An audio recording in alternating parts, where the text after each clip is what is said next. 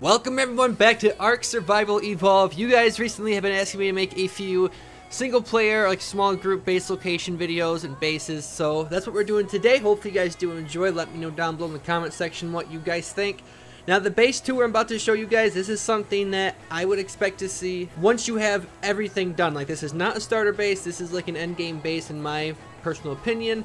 Now, you might have different ideas and stuff, so I want to know what you guys think down below in the comment section, but this is something I kind of threw together. I think it turned out pretty well. So here is the entrance to the bear cave, the location, as you guys can see. For those of you that do not know where this is located at, this is on the center. But we're going to go through the bear cave right now, and I'm going to show you guys everything, and we'll see what you guys think. I'm pretty excited to show you guys this. This took me quite a long time to put together. Now, before we go inside, you guys can see there is metal spawns galore out here.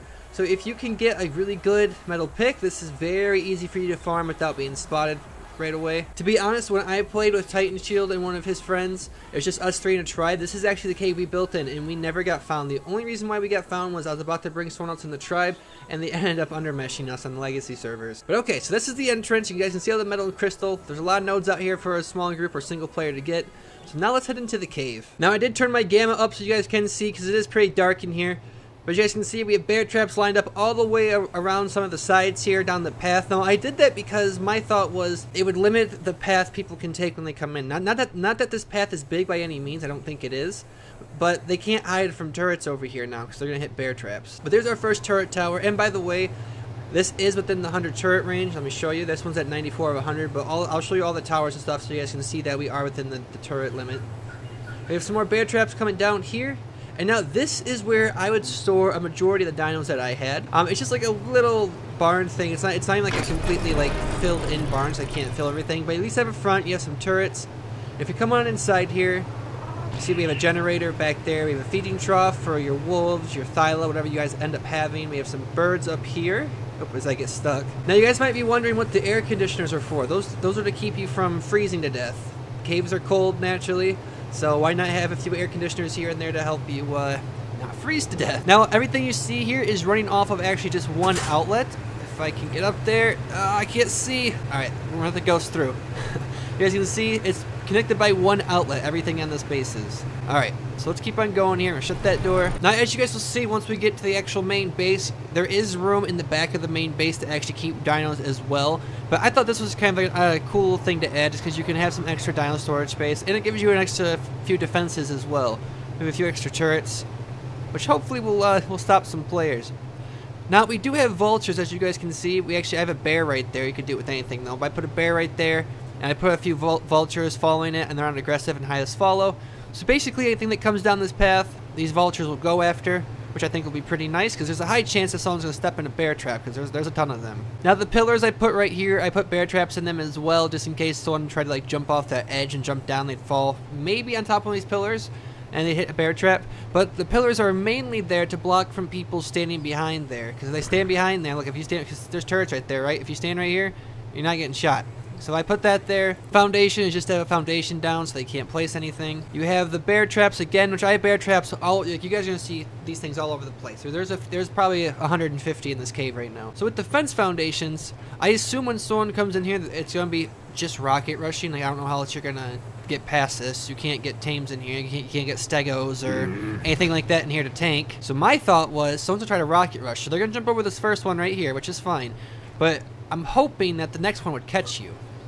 But you see, it does. So you'll get stopped right there, and then boom, boom, boom, boom, boom, you're getting shot. You might get a turret off on that one heavy right there, or a rocket off, but I don't know if it actually would even blow it up, to be honest. It might. But that's the deal with the fence foundations. This path isn't really meant for you to take dinos back and forth. Flyers can come in here. RGs can come in here, I believe. You can get Thylas in the back, too. I have already done it once. I've gotten one from the back up to the front. It's actually the one that's up there right now that you guys saw. But Terras and stuff easily can fit through here. You'll have no problems getting Terras through. The other thing I did was I added these lights. Now, not that you need these, but I thought they was kind of a cool thing. My intent was to make it so it would blind people that were trying to rocket rush so they couldn't see turrets. Maybe I just don't have enough placed. But especially at nighttime, the cave's really lit up at night with these lights on. It works pretty well at night. It's midday right now, though, so. But it's kind of this little idea I had. Now, as you can see, I do have turrets that are on the cliff edges as well. This will make it extremely hard for them to reach them. So I definitely put more ammo in these ones that are further away from the actual path.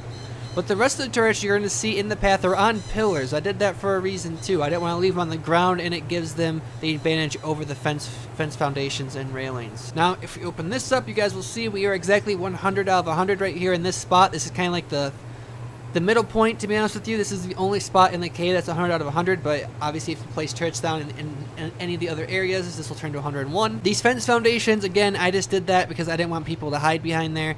And I thought it'd be more annoying to have to blow up a few fence foundations than it would one pillar. But now I know some of you are probably wondering about the waterway. You guys got to see it in the beginning a little bit there. But you actually can't place anything down here in the water, which is really strange. You can't get a raft down here. You can't place foundations, pillars. Nothing can be placed in this water. You can place stuff on the sides, which is exactly what I did. You guys can see we have bear traps all over the place. And we even have a piranha down here. Now, if you guys are wondering how to get piranhas, you can actually use the fish basket from Aberration if you guys get that far. Like I said, this is more of like an end game base than a beginning for a solo player or a small group of friends. But you can get piranhas in here. And I just feel like that's just more of an annoyance for people to deal with if you have a bunch of piranhas in here. You can see we do have a pillar tower as well, which obviously would reach anything down here in the water. And it goes up here as well and helps just defend this area a little bit more. It's kind of a nice little touch. I actually really liked it. That one actually, when I was like trying to mess around with stuff down here and try to get stuff placed, this just happened on accident. Cause like, you know what, I gotta get more turrets down here to face the water. But all of these, as you can see, all these should shoot down in the water. A majority of them will. You guys can kind of see the range. The fence foundations are just kind of something I just placed just to see if I could get more railings down to try to protect the pillar. Didn't have much luck with it. Maybe you guys can have better luck than I will. So here we go, guys. Now this is the next part. As you can see, we have fence foundation and railing. Now you could not swim through this right now with how this is. If I tried to, I'd have to demo one of these fence foundations to actually get through. And on the other side, you guys can see we have turrets and stuff as well, just guarding this little small point. And it's the same thing. I put these lights up. Oh, which one did I turn on? You can see I put these lights up too just to see if we could maybe blind the people, but I don't think it really works that well. Now this structure is in the water, as you can see. There's foundations in the water, which I told you earlier you couldn't do that. I found one way to where you could actually get foundations in the water, and that is right here. This one foundation is actually connected to the ramp, and that is how we got the foundations placed down here, was based off that one that's connected to the ramp. You guys can see all the electricals underneath right there with a turret. We have the generator in that little pillbox right there. This vulture is actually following this stylo that's all the way up there. We do have an industrial forge, as you can see. This one is sitting on, I believe, just ceilings. Yeah, it's just sitting on ceilings. But we do have a smithy down here. We have a vault. Like all this fits on this little platform, which it worked out just perfectly, because it gives you room for indus forge and it's not in the way. Now coming up here, we have the stylo to help guard the pathway a little bit, and we have this little turret tower. Again, this is something that just kind of happened on its own, but I really like how it turned out. You have a generator, obviously, in that little building right there. Now, these turrets are underwater, too, so if someone did happen to get in the water, they'd get shot straight away by these heavies. Alright, so let's head back here really quickly so you guys can see the back side of this thing. Now, this is probably the weakest spot on the base right now, is the back side of this pillbox. As you can see, there's no defenses back here. Now, the minute you turn this corner, yeah, you will get shot by those over there, but it's not constant pressure.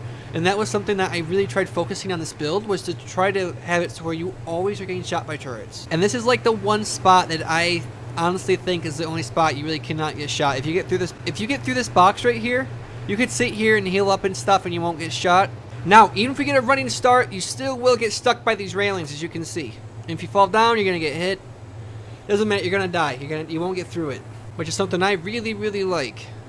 And you can still get through this, just trying to get to your base. But as you guys can see, we have bear traps, again, just to kind of limit the path that they can actually take. This pillar build is right there, and I really try to do my best to protect it. I put 2 metal foundations actually inside the pillar, as you guys can see.